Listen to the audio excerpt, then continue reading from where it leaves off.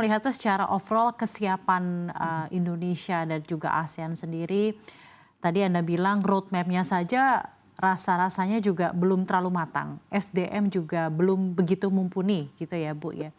Dalam hal ini seperti Ya, apa strategi yang harus disiapkan pemerintah Indonesia dan juga seperti apa yang sudah terjalin di ASEAN Summit, berembuk bersama dengan ASEAN leaders lainnya untuk benar bisa menjadi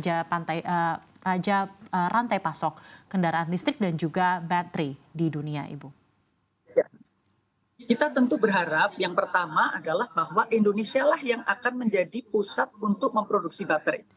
Ya, nah, bukan kita memproduksi nikel, kemudian kita ekspor ke negara-negara ASEAN yang lain. Kita berharap kitalah yang akan memproduksi baterai tadi sehingga value added-nya itu ada di kita.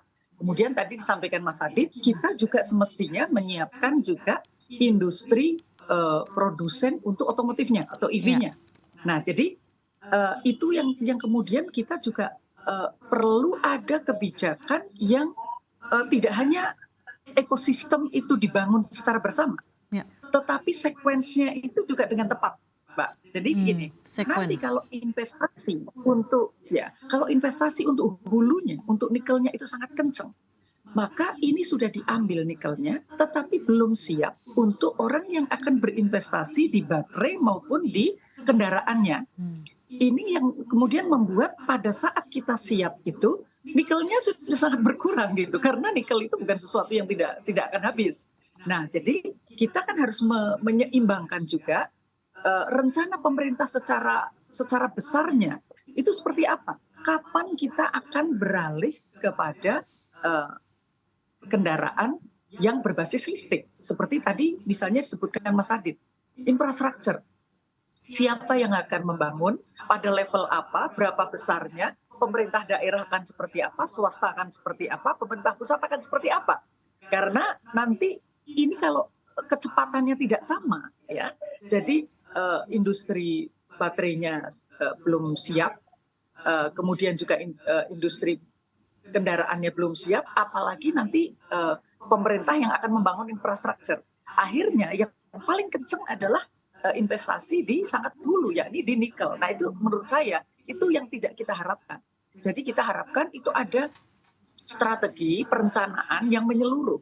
Sehingga kalau tadi disebutkan Mas Adit bahwa yang kita perlukan itu adalah ekosistem.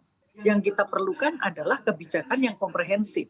Sehingga jangan sampai ini sudah kencang investasinya, diberikan berbagai kemudahan di hulu, kemudian kita belum siap untuk investasi atau kemudahan atau perencanaan yang ada di menuju ke hilirnya. Nah, ini yang sangat kita harapkan sesegeralah untuk membangun roadmap, karena tadi yang disebutkan Mas Adit itu kan dari sisi hulu kerjasama atau misalnya standarisasi kesamaan spek antara baterai dengan kendaraan.